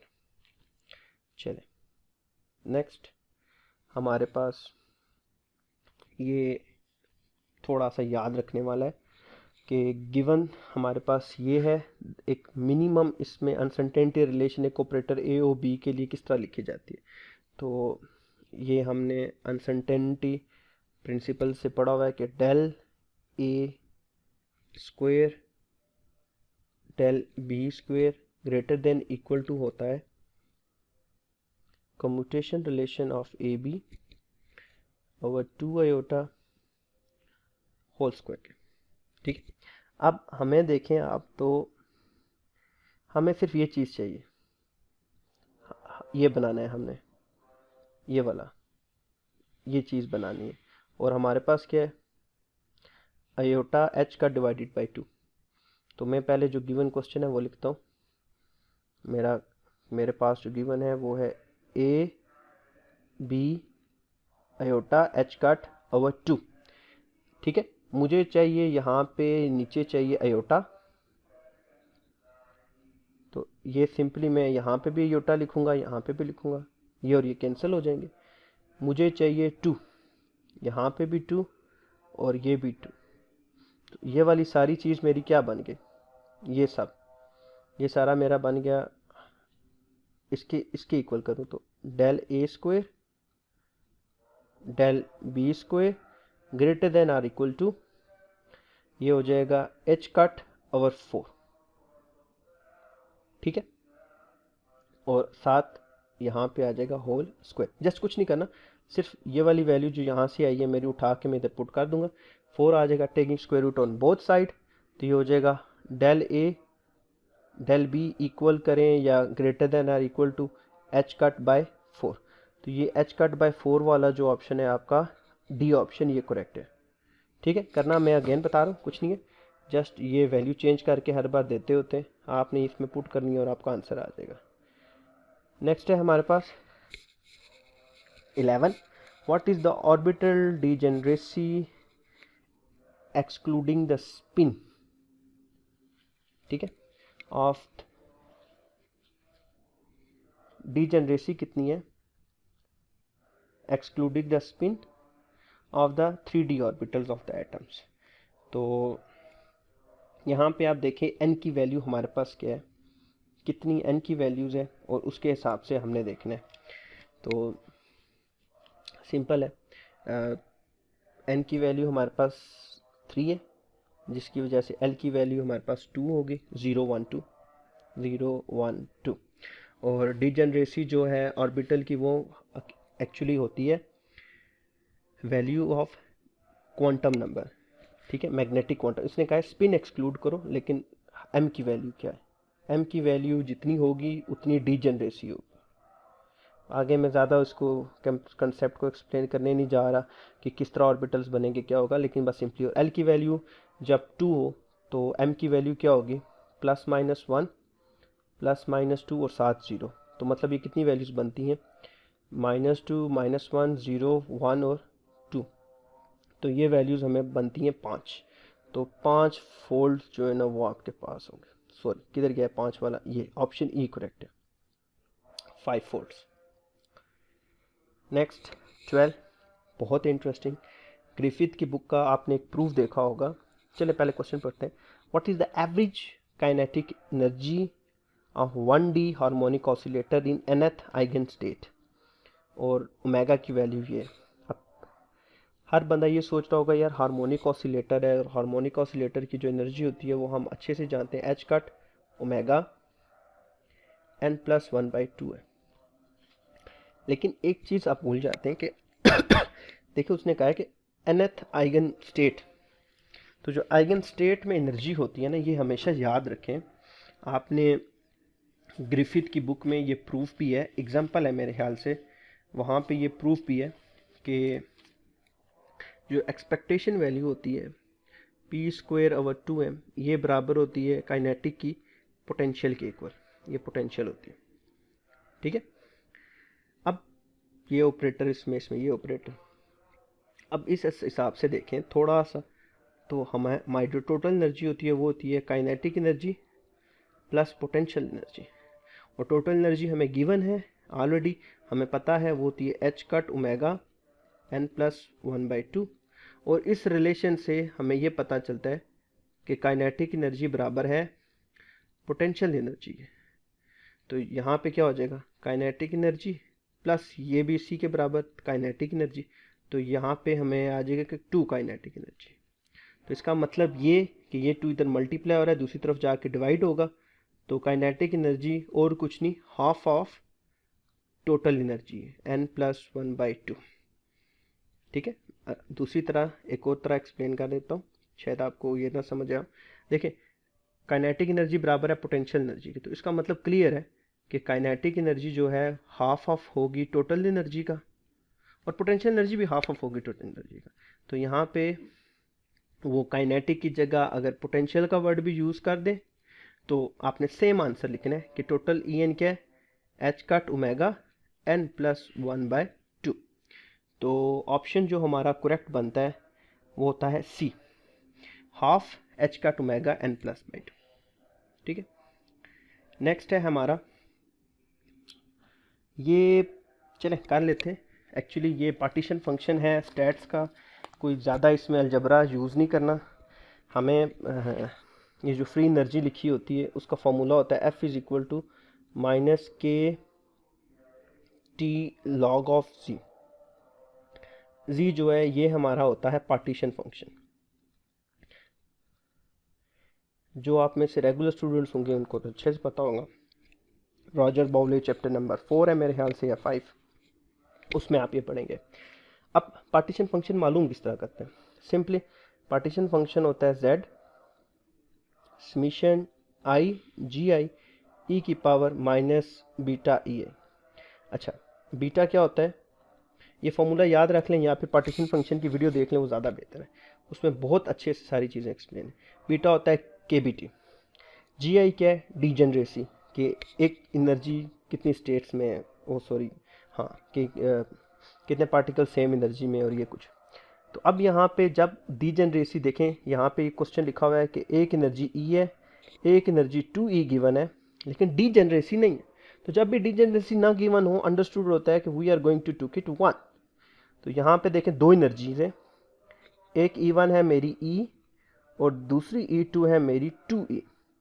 तो अगर मैं Z की वैल्यू लिखूं तो वो मेरा क्या होगा, सम है ना, सम E बीटा EI। तो एक बार होगा बीटा E1, दूसरी बार होगा बीटा E2। तो Z की वैल्यू मेरे पास आ जाएगी E की पावर E1 मेरा है सिर्फ E plus minus beta, E की वैल्यू है 2e, बस ये आ गया। अब इसको सिर्फ हमने पुट करना है इस इक्वेशन नंबर 1 में। तो F की वैल्यू हमारे पास क्या होगी, -KT log of E minus beta E plus 2 beta E। अच्छा, मैं बीटा की वैल्यू इधर पुट कर देता हूँ, -KT log of E KT plus E2e/KT। तो यहाँ पे हमारे पास वैल्यू क्या आती है, ये कौन सा ऑप्शन आएगा देख लें ज़रा, माइनस है प्लस आना चाहिए, ये ऊपर माइनस आना चाहिए। तो ऑप्शन ए हमारा करेक्ट होगा, K T log of E Y K T और माइनस, ये करेक्ट ऑप्शन है, दिस वन, ये करेक्ट है। चलें, उम्मीद है आपको अच्छे से समझ आया होगा। नेक्स्ट चलते हैं हम 14 की तरफ। बहुत इंटरेस्टिंग है, प्रोबेबिलिटी से आया हुआ है। स्टैट्स में आपने अगर सबसे अच्छी कोई चीज़ करनी है तो एंट्रोपी वाला टॉपिक पढ़ें, ये प्रोबेबिलिटी फाइंड करना पड़े और पार्टीशन फंक्शन, 3 करें, बहुत कुछ आप क्लियर हो जाएगा। चले, कहता है कि इन आ नॉर्मल पैक ऑफ कार्ड्स, हमारे पास 4 कार्ड्स जो हैं वो हर्ट्स के, क्लब्स के, डायमंड्स के और स्पेड्स के होते हैं, वो हमें पता है। There are 13 type of each, 13 card होते हैं एक टाइप के, ठीक है, बिल्कुल 13 4 बार 52, ठीक कह रहे हैं। द प्रोबेबिलिटी ऑफ गेटिंग इधर एस, के एस को करने की जो प्रोबेबिलिटी है 3, देर आर 4 ऑफ देम, मतलब 4 एस है, 4 हमारे पास यहाँ पे देखें, ये कह रहा है कि 4 एस है, फिर किंग भी कितने हैं, 4 है, और जो 2 नंबर है वो हमारे पास एक सिंगल है, मतलब 4 हमारे पास हो गए एस, 4 हमारे पास हो गए किंग, और एक हमारे पास जो है वो क्लब का 2 हो गया, ठीक है, 2 ऑफ क्लब। इसमें स्टूडेंट्स बहुत परेशान होते हैं कि ये यहाँ पे शायद 2 आता है, नहीं, सिर्फ एक कार्ड है। तो क्या हमने बताना है, ये इसकी प्रोबेबिलिटी बतानी है। अच्छा, प्रोबेबिलिटी सिंपली क्या होती है कि जो टोटल हमारे पास आउटकम है डिवाइडेड बाय टोटल, मतलब प्रोबेबिलिटी अगर मैं लिखूं तो क्या होगी, outcomes divided by total. Total card कितने, 52, और आउटकम कितनी है टोटल, 4 + 4 + 1, मतलब 9/52, और ऑप्शन आपका बी करेक्ट है। अभी तक 15 क्वेश्चन हुए, हमने बहुत ज़्यादा क्वेश्चंस करने। If the average value of statistical ensemble is this, average energy, मतलब ई की वैल्यू यूँ लिख लें या सिर्फ यूँ लिख लें या यूँ लिख लें, जो आपने पढ़ा हुआ है, AT²/2। तो हीट कैपेसिटी मालूम करें, C क्या है, तो C की वैल्यू होती है पार्शियल E/पार्शियल T, जस्ट एक डेरिवेटिव लेना है विद रिस्पेक्ट टू T, तो AT²/2, तो C की वैल्यू आपकी हो जाएगी 2AT/2, 2 कैंसिल, C की वैल्यू AT। ये MCQs फर्स्ट टाइम आया है, यूजुअली MCQs ये आता है कि लो टेम्परेचर पे हीट के कैपेसिटी जो है वो क्या होती है, मतलब T की प्रोपोर्शनल होती है, कांस्टेंट होती है, क्या होती है, और हाई टेम्परेचर पे वो बहुत बार रिपीट हुआ है। तो यहाँ पे आपके पास ऑप्शन ए करेक्ट है, 8। नेक्स्ट है हमारे पास MCQs नंबर 16, ये रिपीटेड है। अच्छा, इसमें है क्या, ये कहता है कि the average thermal energy of a in 3D क्या है, average energy of a gas in 3D। Average energy 3D में हमारे पास 3 डिग्री ऑफ फ्रीडम होते हैं, एक्चुअली होती है कि 1D के लिए जो है ना, ये अच्छा ये पूछते हैं कभी कभार पेपर में आता है 1D 2D 3D, इस बार 3D फिर रिपीट हुआ है। तो 1D में जो एवरेज एनर्जी होती है वो हमारी होती है ½ kT, ठीक है, जो प्लाज्मा वाले उनको मुझसे ज़्यादा बेहतर पता होगा। 2D में होता है 2/2 kT, और 3D में हमारे पास होता है 3/2 kT, ठीक है। जस्ट ये हमारे पास डिग्री ऑफ फ्रीडम होते हैं, ये सारे डिग्री ऑफ फ्रीडम।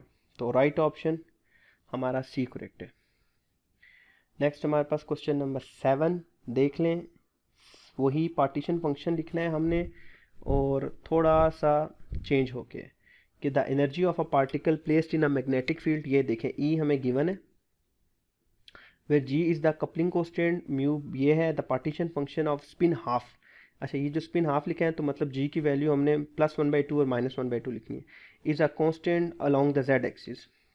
तो सिंपल हमने हमारे पास दो जी हैं, दो ई हैं। एक ई की वैल्यू होगी -1/2 म्यू बी, ठीक है, ये इसको E1 बोल देते हैं।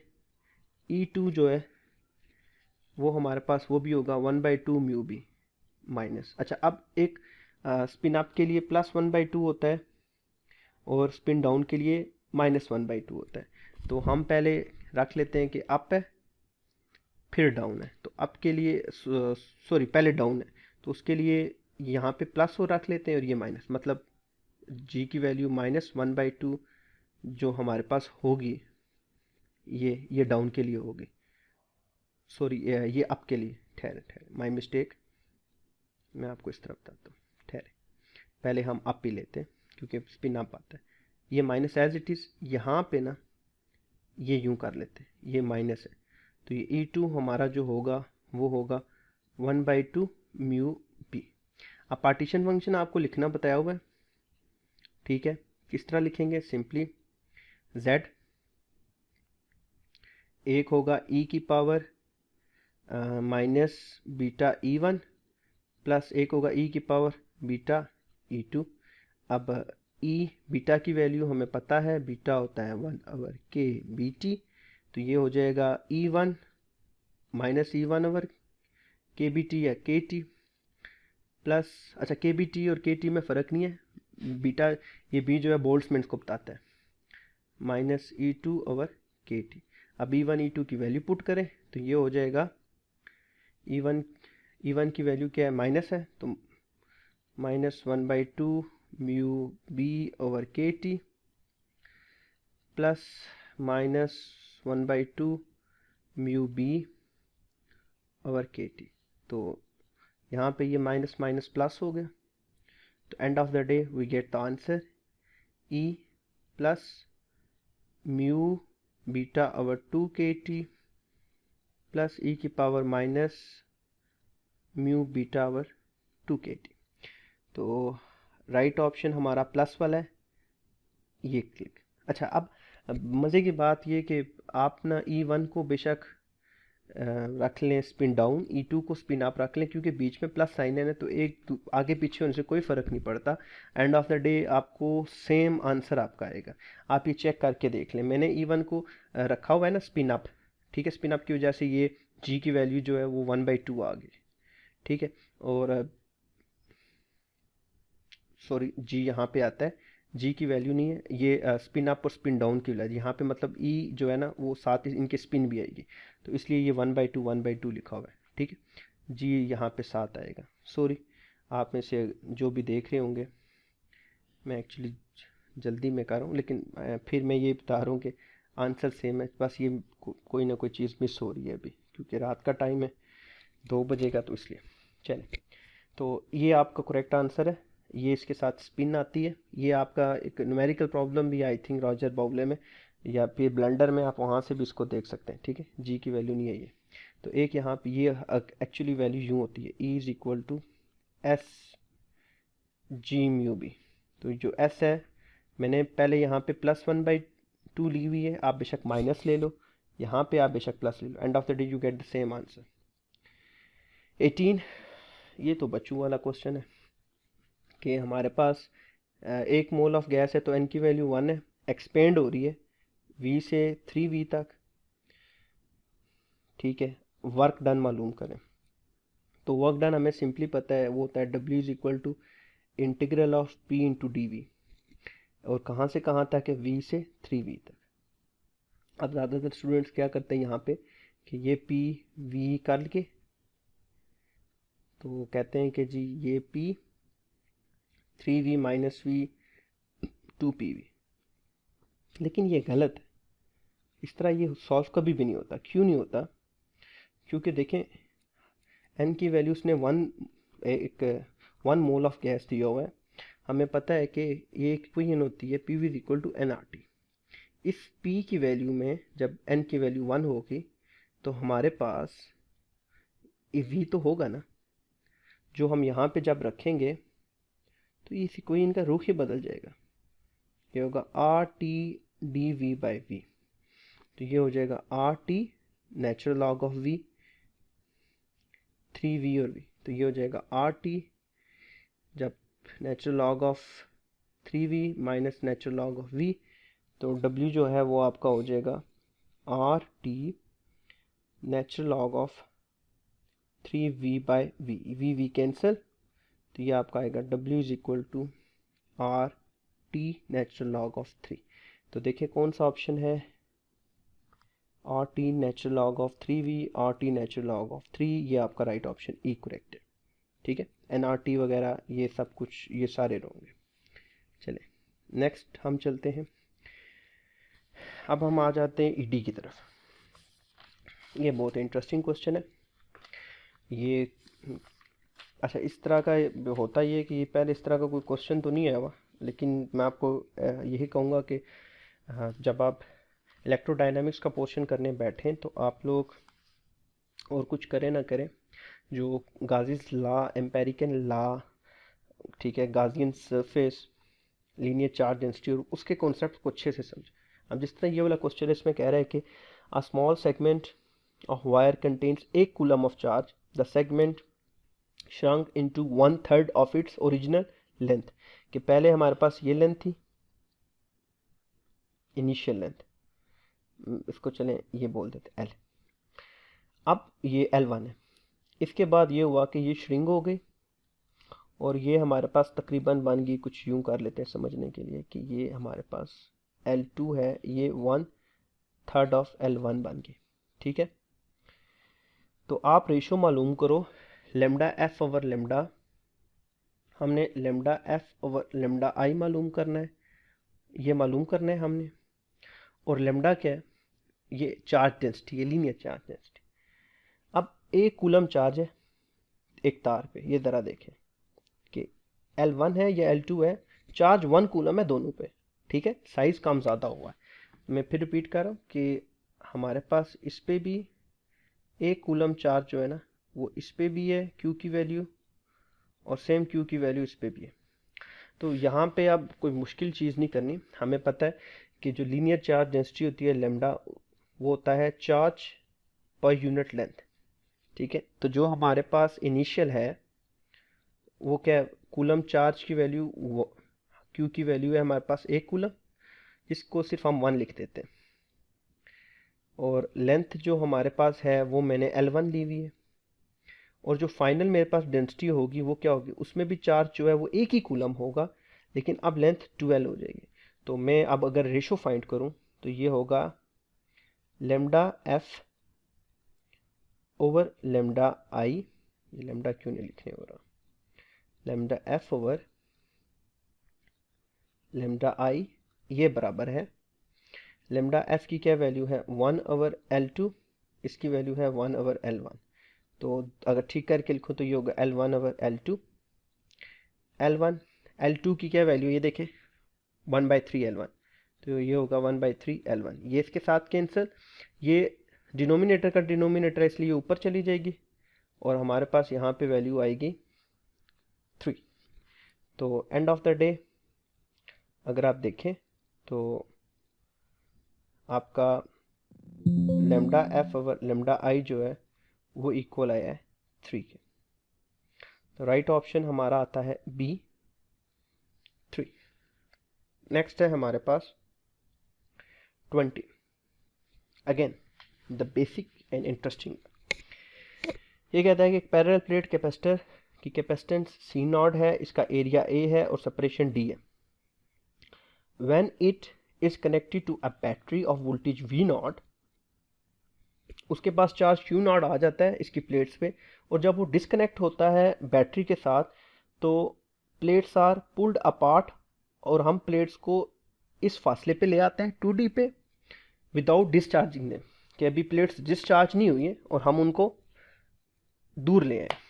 ठीक है, ये याद रखिएगा बात कि चार्ज जब फासला हमारा D से 2D हुआ, ठीक है, तो अभी भी चार्ज जो है वो Q0 ही है, हमने उसको डिस्चार्ज नहीं होने दिया। यहाँ पे वर्ड विदाउट डिस्चार्जिंग बहुत इंपॉर्टेंट है, आप इसको 2-3 बार पढ़ेंगे ना इसको, तो आपको अच्छे से समझ आएगा कि मैं क्या बात कर रहा हूँ, कि जो डिस्चार्जिंग लिखा हुआ है ये बहुत इंपॉर्टेंट वर्ड है। After the plates are 2D apart the magnitude of the charge, ये हमने मालूम करना है, ये magnitude of the charge on the plate and the potential difference. अच्छा, अब आप में से जो जो समझदार हैं वो यहाँ से देख लेंगे कि क्योंकि ये लिखा हुआ है विदाउट चार्जिंग देम, कि जब हम उन दो प्लेट्स को दूर लेके जा रहे हैं विदाउट चार्जिंग देम, तो जो पहले चार्ज था जब हमने वी नॉट कनेक्ट किया तो अब भी वही चार्ज होगा। तो यहाँ पे एक सिंपल सी बात है कि Q is equal to Q naught हमारा आंसर है चार्ज के केस में जब ये 2D हुआ। ये मैंने पहले भी लिख दिया था, ठीक है। अब दूसरी चीज़ उसने कहा है कि V मालूम करो जब फासला 2D होगा। अब V पे प्रॉब्लम आती है कि V किस तरह फाइंड करें। सिंपल है, हमने पढ़ा हुआ है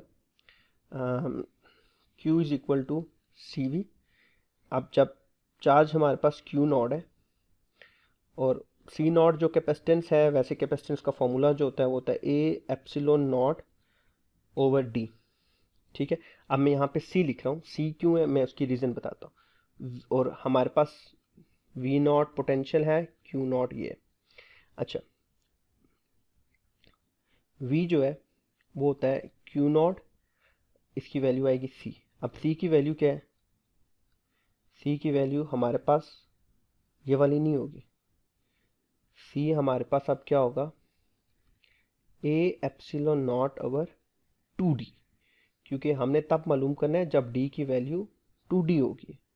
तो ये आएगा A epsilon not over 2D। अब ये डिनोमिनेटर का डिनोमिनेटर है ना 2, तो सिर्फ 2 ऊपर चला जाएगा, Q not A epsilon not by D। अब आप एक चीज़ मुझे बताओ, ये चार्ज है, ये नीचे कैपेसिटेंस है, तो ये किसके बराबर होता है? अभी हमने क्या ना V के, और ये वाला V कौन सा होगा जो शुरू में था, मतलब कितना V नॉट। तो हमारा यहाँ पे आंसर आएगा कि Q जो है वो Q नॉट है और V जो है वो 2V नॉट है। This is the correct answer. तो ये Q is equal to Q naught और ये ऑप्शन आपका A करेक्ट होता है। चलें जी, नेक्स्ट बहुत आसान सा, इसमें आप राइट हैंड रूल यूज़ करें, फिंगर थंब वाला, या फिर आप जो है ना इसमें right hand palm rule use करें, या आपकी मर्जी है। क्वेश्चन अच्छे से खुद पढ़ लें। देखें क्वेश्चन में कह रहा है कि ये हमारे पास एक चार्ज Q1 है, ये चार्ज Q2 है, मैग्नेटिक फील्ड B जो है वो आउट टू द पेज है, तो ये इस तरफ मूव कर रहा है, तो ये कौन सा चार्ज है? अच्छा, इसमें बिल्कुल सिंपल सा है, आप अपना दायां हाथ लें, ठीक है। दाएं हाथ को इस तरह रखें कि जो आपकी उंगलियां हैं वो मैग्नेटिक फील्ड की तरफ हों। मैं राइट हैंड पाम की बात कर रहा हूँ कि जो आपकी फिंगर्स हैं वो B की साइड पे हों, जो आपका थंब है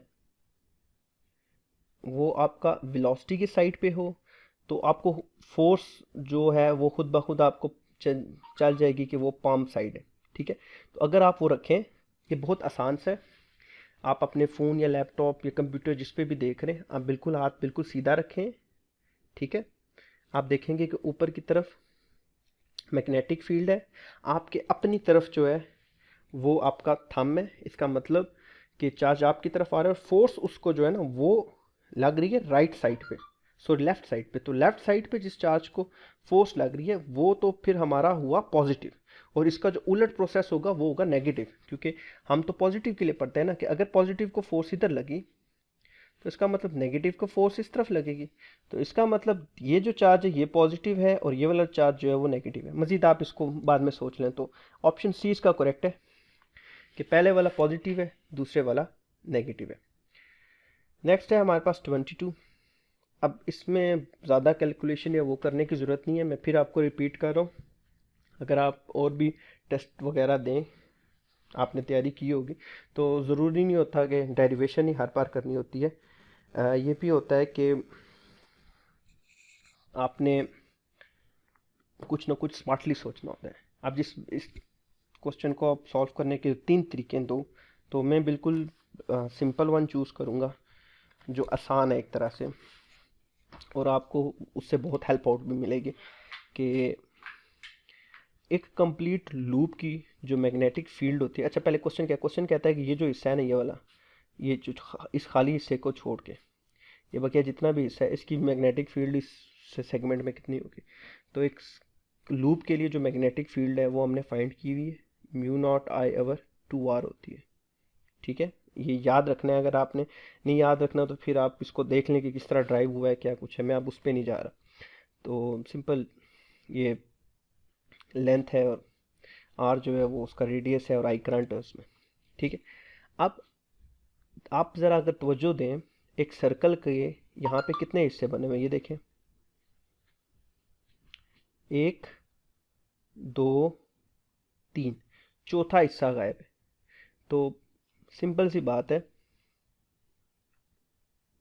कि जो हमारी अब मैग्नेटिक फील्ड होगी, क्या मैं उसको नहीं लिख सकता कि जो ये वाली मैग्नेटिक फील्ड है बी, ये 3/4 होगी टोटल के, मतलब चलें लिख लेते हैं प्राइम ऑफ बी।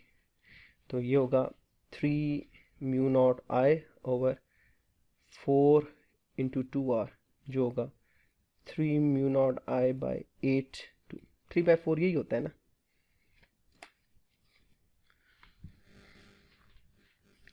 चले, उम्मीद है आपको समझ आ गई होगी। अगर इन केस आपको समझ नहीं आती तो आप एक बार फिर वीडियो जो है ना वो देख लें। हाँ, क्योंकि उसने क्या 75% हिस्से की बता, 75 जो है वो 3/4 ही बनता है। अगर वो हाफ कहता तो आंखें बंद करके उसको आप 50 कर लेते 1/2। ठीक है, और अगर आप वो 1/4 की कहता जो मिसिंग है तो ये 1/4 हो जाता। आसान सी बात है। तो राइट ऑप्शन है हमारा, बेचारा किधर गया, 3 mu not I by 8r। ये r है, मैंने 2 क्यों लिखा हुआ। तो राइट ऑप्शन हमारा ई है इसका। नेक्स्ट हमारे पास क्वेश्चन नंबर 23, बस ख़त्म होने वाले। कहता है कि the magnetic flux through a loop perpendicular एक uniform magnetic field will change, कब चेंज होगा। ये थोड़ा सा इसको बैठ के सोचिएगा। ठीक है, इसका आंसर जो है वो एक्चुअली है ये वाला, नन ऑफ दिस। वो इसलिए मैं कह रहा हूँ क्योंकि एक एक के पीछे रीज़न है। देखें, फ्लक्स जो है वो सिंपली होता है B dot A, magnetic flux, और आप कहते हैं इसको B A cos of theta. अब ये चेंज होगा, ये चेंज होगा, ये चेंज होगा, तीनों चेंज होंगे तो हमारे पास कोई एक चीज भी सॉरी चेंज होगा तो फ्लक्स चेंज होगा। ठीक है, अब पहला क्या कहता है, इफ़ हम अगर एक ही उसी लूप को इसके दो हाफ ऑफ द एरिया में डिवाइड कर दें, कि मतलब एक ये बड़ा लूप था, इसी के दो छोटे लूप बना दिए। अच्छा, अब ये एक लूप हो, इसका भी एरिया ए है और इन दोनों का सम करके इसका भी एरिया ए है, तो फ्लक्स तो वही रहा, नहीं चेंज होगा। तो पहला इसलिए नहीं चेंज होगा। If the loop is rotated 180 degree through the centre of the plane. अच्छा, अब यहाँ पे एंगल आप प्लस या माइनस की अगर मैं बात करूँ जनरली, तो अब मुझे एक बात बताएं, ये एक लूप है, एंगल को भी छोड़ दें, ये लूप यूं है, ये पॉइंट ए इधर है। अब इसको रोटेट करके ये पॉइंट ए इधर आ जाता है, तो इस पे कोई फ्लक्स पे तो फ़र्क तो नहीं ना पड़ना, सरफेस एरिया हमने देखना है। ठीक है, तो ये ज़्यादातर लोग इधर चले जाते हैं कि हाँ अब थीटा जो है वो 180 डिग्री होगा और फिर ये होगा, ना ना, इस तरह की कोई बात नहीं है। ये सिर्फ फिजिकल समझने वाला क्वेश्चन है। अब अगला क्या कहता है, if the loop moves at the constant velocity while remaining perpendicular to the uniform magnetic field. अब देखें, बी वही है जो है, जब लूप पास ज़्यादा हो रहा है तो ये बी तो चेंज होता था ना, हमने पढ़ा हुआ है कि ये होगा, मैग्नेटिक फील्ड लाइंस कम ज़्यादा होंगी ये वो। लेकिन वो कह रहा है कि अगर वो कांस्टेंट वेलोसिटी के साथ बेशक मूव भी करे तो यूनिफॉर्म मैग्नेटिक फील्ड है, तो फिर भी ये सेम, तो इसकी वजह से ये भी ऑप्शन गया। थर्ड वन है, if the loop constant velocity के साथ मूव कर रहा है in a direction parallel to the axis, ठीक है, of the loop while remaining in the uniform magnetic wave. फिर बात वही कि वहाँ पे वो पैरेलल की वजह से एंगल का भी आता है, लेकिन बात वही है कि बी कांस्टेंट है तो फिर फ्लक्स क्यों चेंज होगा, तो इसलिए इसका ऑप्शन नंबर ई करेक्ट है। नेक्स्ट है हमारे पास एक इलेक्ट्रिक डायपोल मूवमेंट यूनिफॉर्म। अच्छा, ये थोड़ा सा घुमा देता है स्टूडेंट्स को कि आपने पढ़ा हुआ है कि एक डायपोल, ये पॉजिटिव चार्ज, ये नेगेटिव चार्ज, जब हम इसको इलेक्ट्रिक फील्ड में रखते हैं, ठीक है, फॉर एग्जांपल ये पॉजिटिव, ये नेगेटिव, हम इसको इधर रखते हैं तो ये इस तरफ जाता है, ये इस तरफ जाता है। ठीक है, टॉर्क फोर्स भी लगती है ठीक है, इस डाइपोल के पास फोर्स भी होती है और टॉर्क भी होता है टॉ, क्योंकि रोटेट करेगा ना, ये यहाँ पे पॉजिटिव चार्ज आ जाएगा, नेगेटिव इधर आ जाएगा। लेकिन नॉन यूनिफॉर्म जब इलेक्ट्रिक फील्ड होगी तो क्या टॉर्क पैदा होगा कि नहीं होगा? ज़्यादातर स्टूडेंट्स ये सोचते हैं फोर्स तो अप्लाई होगी ही होगी क्योंकि इलेक्ट्रिक फील्ड है, और F is equal to Q, ये कहता यही है कि इलेक्ट्रिक फील्ड का काम ही है कि फोर्स को, चार्ज को एक्सेलरेट करना है। ठीक है, मैग्नेटिक फील्ड का काम है कि उसको डिफ्लेक्ट करना, ये याद रखिएगा, बहुत बार इंटरव्यूज में पूछा जाता है। इलेक्ट्रिक फील्ड का काम है चार्ज को एक्सेलरेट करना, और मैग्नेटिक फील्ड का काम है उसको डिफ्लेक्ट करना, या मतलब वो डिफ्लेक्टिंग फोर्स भी कहलाती है। अब यहाँ पे ऑप्शंस जो लिखे हैं वो है कि अब फोर्स तो लगेगी लेकिन टार्क नहीं होगा, टार्क होगा तो फोर्स नहीं होगी, या दोनों नहीं होंगे या दोनों होंगे। तो बात सीधी सी है, ऑप्शन है दोनों होंगे। देखें अब यहाँ पे अगर मैं ज़्यादा चार्ज भी कर दूँ ना, यहाँ पे कम चार्ज हूँ या कुछ इस तरह अप्स एंड डाउन्स हो, तो ये वो जो फोर्स है ना F1 और F2, जब E सेम है तो F1 बराबर होता है F2 के, ये कॉन्सेप्ट वाली बात है। लेकिन जब E नॉन यूनिफॉर्म है देन हमारा F1 इक्वल टू F2 के नहीं रहता, लेकिन डाइपोल पर फोर्स भी होती है, एक्ट करती है, और टॉर्क भी होता है, क्योंकि दोनों ऑपोजिट चार्जेस एक दूसरे को अट्रैक्ट करते हैं। तो ये ऑप्शन डी करेक्ट है। तो इस तरह के क्वेश्चंस में कभी कभार ज़्यादा नहीं सोचते, जो बेसिक्स होती है उन्हीं को आके लेके चलते हैं। नेक्स्ट क्वेश्चन है, अब आते हैं क्लासिकल मैकेनिक्स की तरफ। आखिरी 5 MCQs इस क्लासिकल मैकेनिक्स के क्या सारा हमने पार्ट कर लिया। अच्छा, कहता है कि एक बॉल है, ये एक सरफेस है हमारे पास, यहाँ पे बॉल है, इसको जब ये हाइट h1 से ड्रॉप होता है तो फिर रीबाउंस होगा, यहाँ पे फॉर एग्जांपल चला गया, और ये हाइट h2 है। ठीक है, तो आप मालूम करें इन दोनों के in between change in momentum del P की वैल्यू। ये क्वेश्चन है, मैं फिर रिपीट कर रहा हूँ। क्वेश्चन क्या है कि सिंपली पोजीशन ए पे बॉल है, ड्रॉप हो रहा है, ग्राउंड पे लगेगा, रीबाउंस होगा, पोजीशन बी पे चला जाएगा। ज़ाहिर सी बात है, मैं पता है कि फ्रिक्शन लॉसेस उसकी वजह से जो है वो वापस उसी हाइट पे नहीं जाएगा, एनर्जी लॉसेस की वजह से। तो अब इन दोनों के दरमियान बताएं क्या है वो। अच्छा, इस तरह के क्वेश्चंस में सबसे पहले हमने कंसीडर करना होता है ये, या फोर्स या एक्सेलरेशन फाइंड करनी हो तो उस, या tension in the string find करनी हो, उस तरह के क्वेश्चंस में हमें सबसे पहले हमारे पैरामीटर्स डिफाइन करने चाहिए। तो यहाँ पे मैं ये डिफाइन करता हूँ, क्योंकि ये ऊपर एक आ रहा है एक नीचे जा रहा है, तो इस इंस्टेंट में यहाँ पे बॉल नीचे आ रही है, तो मैं यहाँ पे ये रख लेता हूँ कि वेलोसिटी जो है मेरी ऊपर की तरफ पॉजिटिव होगी और नीचे की तरफ नेगेटिव होगी। ठीक है, मैं खुद कंसिडर कर रहा हूँ। तो ये नीचे की तरफ है, यहाँ से आएगा और यहाँ से ऊपर जाएगा, तो इस हिस्से में वेलोसिटी मेरी पहले वाले में नेगेटिव होगी और दूसरे वाले में पॉजिटिव होगी। अब एक छोटी सी मासूमाना सी बात, वेलोसिटी v1 जो है इसकी वैल्यू मैं लिख रहा हूँ, इक्वेशन मोशन से आती है 2gh1। हर दूसरे क्वेश्चंस में हम ये कैलकुलेट करते हैं, सिंपली आप इक्वेशन मोशन यूज़ करेंगे और वहाँ से ये वैल्यू आ जाएगी।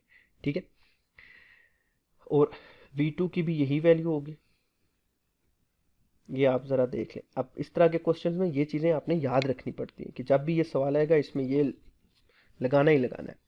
अच्छा, मोमेंटम जो पोजीशन ए से आएगा उसका क्या होगा, सॉरी मोमेंटम बिफोर क्या होगा, मैं चलें बिफोर लिखता हूँ। बिफोर क्या होगा, m माइनस v1, माइनस क्यों डाला है कि ऑब्जेक्ट नीचे आ रहा है, तो ये क्या हो जाएगा माइनस m v1, जिसकी वैल्यू होगी minus m square root of 2gh1 pa, sorry after. ठीक है, ये क्या होगा m v2, सिंपल ऊपर जा रहा है, हमने नीचे और ऊपर का देखना है। इसमें कंफ्यूजिंग ये नहीं होना कि अच्छा मैं पहले बॉल आया ग्राउंड को लगा, अब ग्राउंड से जब ऊपर गया तो वेलोसिटी चेंज होगी तो फिर कितनी देंगे, सिंपली वो v2 है और वो हमने ये कैलकुलेट कर लिया साइन के साथ। मैग्नीट्यूड तो उसकी चेंज नहीं ना होनी, साइन बता रहा है कि ऊपर है नीचे है किधर जा रहा है, तो ये हमारे पास होगा m square root of 2gh2।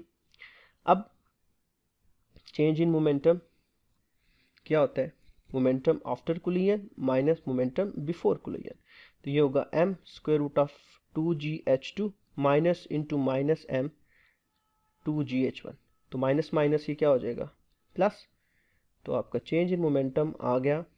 m अगर मैं कॉमन लूँ, m भी कॉमन ले लेते हैं, चले m ही कॉमन लूँ, तो ये आ जाएगा square root of 2gh2 plus 2gh1। तो ये आपका ऑप्शन ए करेक्ट है। ठीक है, नेक्स्ट 26। ये थोड़ा सा जो है ना वो काम वाला है कि ये किस तरह होगा, इसमें कोई ना मोशन यूज़ करनी है या क्या करना है। अच्छा, कह रहा है कि एक मोटर बोर्ड है मूविंग अक्रॉस एक लेक की कार्य है जिसकी वेलोसिटी v0 है और वो सडनली स्टॉप हो जाता है। जब मतलब मोटर फ्रीज होगी तो बोर्ड जो है वो आहिस्ता आहिस्ता रुकेगी, और जब वो रुकेगी तो उसके ऊपर कौन सी फोर्स लग रही है कि हमारे पास अगर ये बोट है, ठीक है, तो ये इस तरफ मूव कर रही थी, तो फोर्स ऑफ फ्रिक्शन की वजह से F R is equal to minus P V. तो ये अब रुकना स्टार्ट होगी, तो हमें फाइंड करनी है position as a function of time. ठीक है, तो क्या होगा, तो सिंपली यहाँ पे हम अगर अपनी वो इक्वेशन बनाएं, वो एफ पी डी डायग्राम, तो इस तरफ अगर नेट फोर्स लग रही है, ठीक है, तो इस तरफ हमारे वो लग रही है, सॉरी हमने पढ़ा हुआ है जो भी नेट फोर्स होगी वो मतलब पहले जो फोर्स लग रही थी एफ इस तरफ थी और जो फ्रिक्शन फोर्स है वो इस तरफ है। तो हमारे पास नेट फोर्स टोटल क्या होगी, एफ नेट टोटल होगी हमारे यहाँ पे एम ए, और ये जो यहाँ पे सिर्फ फोर्स लग रही थी जिसकी वजह से वो रुक रही है वो है हमारी एफ एम ए, और ये जो एफ है ये कितनी है। ठीक है, अच्छा आप इसको अगर मैं दूसरी तरीके से एक और बताऊं तो वो ये है कि पहले तो फोर्स इस तरफ थी, ठीक है, फिर बाद में ये वाली फोर्स इधर आई और नेट फोर्स जब बॉडी रुक गई तो वो ज़ीरो हो गई। तो आप इसको यूं भी लिख सकते हैं, और ये एफ बराबर है इसके, ये वाला कुछ बात यूज़ करें ये करें मर्जी है आपकी, एंड ऑफ द डे दोनों एक दूसरे के बराबर ही है। तो ये एफ की जगह क्या आ जाएगा, minus P V is equal to M A. ठीक है, यहाँ से अब हमने ना पोजीशन की तरफ जाना है, तो वो हम स्टेप बाय स्टेप जाएंगे कि किस तरह हमने पोजीशन फाइंड करनी। सबसे पहले ये ए है, इसको मैं लिख सकता हूँ D V by D T, तो लिखते हैं, तो हमारा हो जाएगा M D we over T T is equal to minus V. इस वी को उस तरफ ले जाते हैं, टाइम को इधर ले आते हैं। तो ये मैं रफली चीज़ें सारी जो है रेस कर देता हूँ क्योंकि इसमें स्पेस ज़्यादा जाएगी। तो ये किधर के blue colour,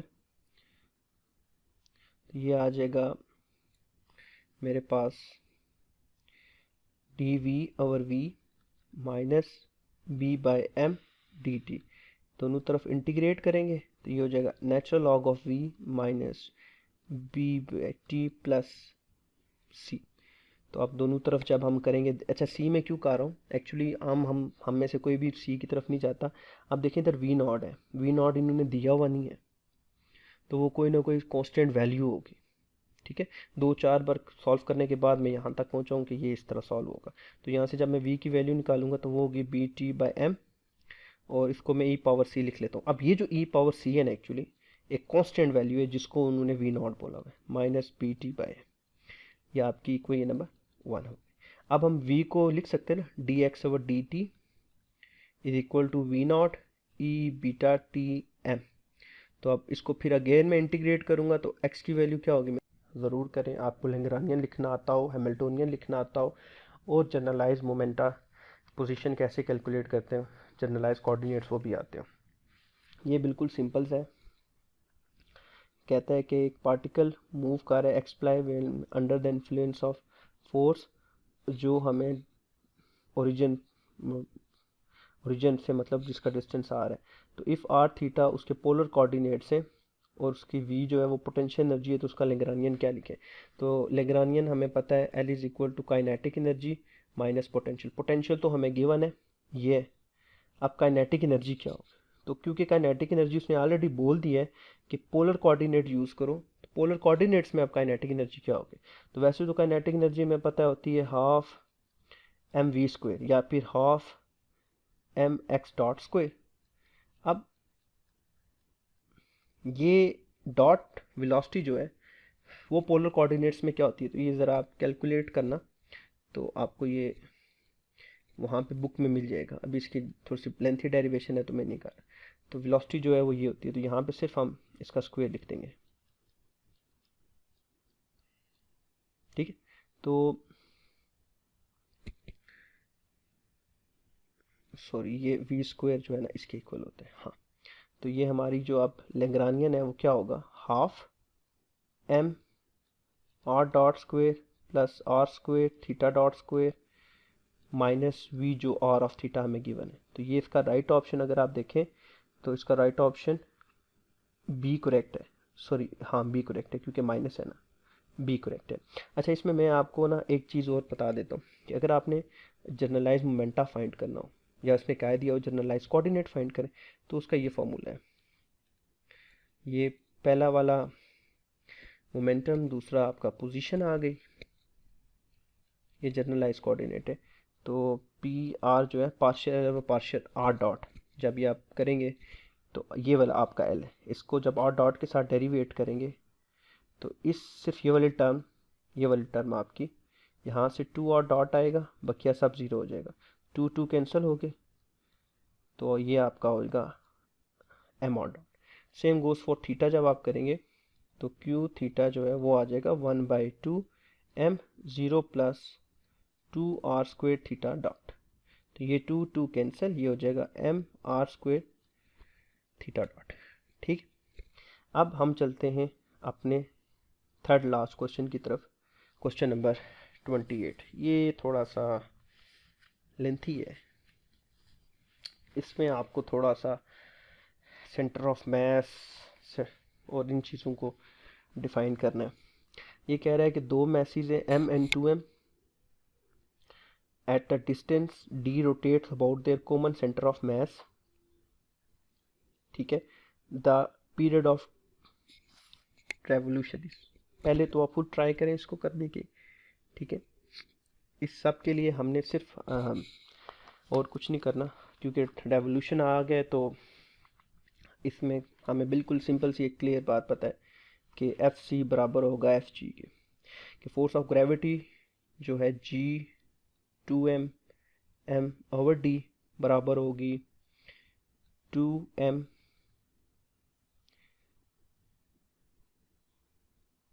v over v square over D. अब यहाँ पे डी की जगह x होगा, क्योंकि वो गोल घूम रही है, किसके गिर्द गोल घूम रही है, और ये जो x है ये डिस्टेंस होगा सेंटर ऑफ मास।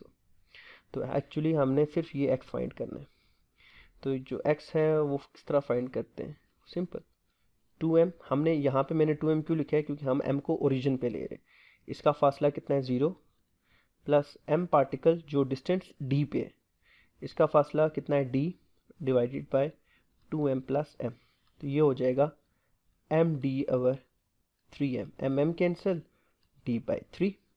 तो आपका x ये हो जाएगा d बाय 3, ठीक है। बस इसको इसमें वैल्यू पुट करें और सॉल्व करें, और आप कुछ बचा नहीं है, सिर्फ वो मैथ है। और यहाँ से जब हमारे पास, चले खैर करते हैं 2m, अच्छा ये मैं अगर आंखें बंद करके इस 2m को काट दूँ तो यकीनन कोई मसला नहीं होगा। और v की वैल्यू हम यहाँ पे लिख सकते हैं ओमेगा स्क्वायर एक्स स्क्वायर, यही x, और यहाँ पे x ये वाला जी एम बाई टी, ये इसके साथ cancel, omega square X centre of mass capital G M by T. अच्छा, मैंने ओमेगा क्यों लाया है, क्योंकि हमने ओमेगा का एक फॉर्मूला पढ़ा हुआ है मासूमाना सा कि T is equal to 2 pi by omega, तो हमने टी मालूम करना है। तो ओमेगा आ गया तो टी भी आ जाएगा। तो ओमेगा स्क्वायर की वैल्यू होती है G M D X centre of mass. तो ये ओमेगा स्क्वायर जो है ये हो जाएगा कैपिटल जी एम डी, और एक्स की वैल्यू क्या है d/3, ये जो हमने भी निकाली है। तो ये डी और डी स्क्वायर हो जाएगी और 3 ऊपर चला जाएगा, तो ओमेगा स्क्वायर हमारे पास आ जाएगा 3gm by D square, taking square root on both side, ये कैंसिल, तो ओमेगा हमारा आ गया स्क्वायर रूट ऑफ 3gm/d²। चलिए मैं ये थोड़ी सी साफ सफाई कर लूँ यहाँ से, तो अच्छे से इसको लिखते हैं। तो हमारे पास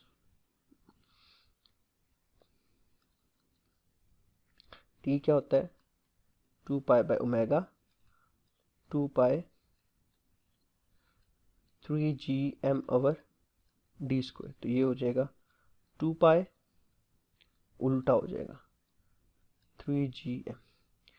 तो हमारे पास अच्छा एक छोटी सी चीज़ मैं यार हर बार क्यों भूल जाता हूँ, ये यहाँ पे स्क्वायर है तो ये क्यूब हो जाएगा। मुझे एक्चुअली आंसर देख के याद आता है। तो क्यूब जो है वो 2π/d³/3g। राइट ऑप्शन आपका सी करेक्ट है। सेकंड लास्ट है हमारे पास, ये आप 2-3 तरीकों के साथ कर सकते हैं, इसमें आपकी मर्ज़ी कि आप इसको किस तरीके से लेके करते हैं। फोर्स वाला वे भी है और एनर्जी वाला वे। मैं तो एनर्जी वाले वे से कर रहा हूँ क्योंकि वो आसान है, और आपसे यही कहूँगा कि आप फोर्स वाले मेथड के साथ करें। हमें पता है फोर्स गिवन है और को कह रहे हैं कि बस ये वी मैक्सिमम निकालें, और साथ कुछ लिखा हुआ है, मैं पढ़ता हूँ। Particle of mass M under the influence of centre of force, F की वैल्यू गिवन है -k/r³। ठीक है, r is the distance of the particle from the center of force and k is the constant. The particle is released from the rest, particle rest से distance r की तरफ गया है from the centre of force. ठीक है, what is the maximum speed जो उसने attend की है towards the centre of force. तो मतलब नेगेटिव साइन जो है वो शो कर देगा कि अच्छा। अब इसमें सिंपली हमारे पास ये कि फोर्स हमें पता है कि F जो है वो पोटेंशियल होता है पार्च du/dr या dv/dr, potential u, potential energy. तो अगर इसको मैं लिखूं तो मैं ये लिख सकता हूँ du/dr माइनस एफ के बराबर है, और ये हो जाएगा माइनस माइनस प्लस k/r³। ये माइनस और ये माइनस प्लस हो गया। यहाँ से मेरी जो u की वैल्यू होगी, अगर इसको मैं इंटीग्रेट करूँ तो क्या होगी du k-3dr इंटीग्रेट u की वैल्यू हमारी आ गई k-3+1 ठीक है, तो ये हो जाएगा माइनस kr-2/2, यहाँ पे सिर्फ 2 आएगा। इसको मैं लिख सकता हूँ -k/2r²। अब इनिशियली अगर मैं बात करूँ तो ये किस पॉइंट पे होगा, r पॉइंट पे। ये ज़रा स्टेटमेंट पढ़े, start from r to a distance r। ठीक है, कि वो क्या कह रहा है कि release from rest at a distance r, कि हम डिस्टेंस r पे शुरू से उसको छोड़ें और वो रेस्ट पे था। ठीक है, फ्रॉम द सेंटर। तो ये हमारे पास फिर हो जाएगा -k/2r²। माइनस का मतलब है अगेन अट्रैक्टिव। तो टोटल जो हमारे पास हमें पता है एनर्जी होती है वो होती है हाफ mv², काइनेटिक एनर्जी। ठीक है, वो जो जब वो मूव करेगा वो बराबर होगी हमारे पोटेंशियल के, जो होगा k/2r। ये टू कैंसिल, v² की वैल्यू हो जाएगी m k/r²। Again negative sign किधर गया, वो सिर्फ अट्रैक्शन को शो कर रहा था।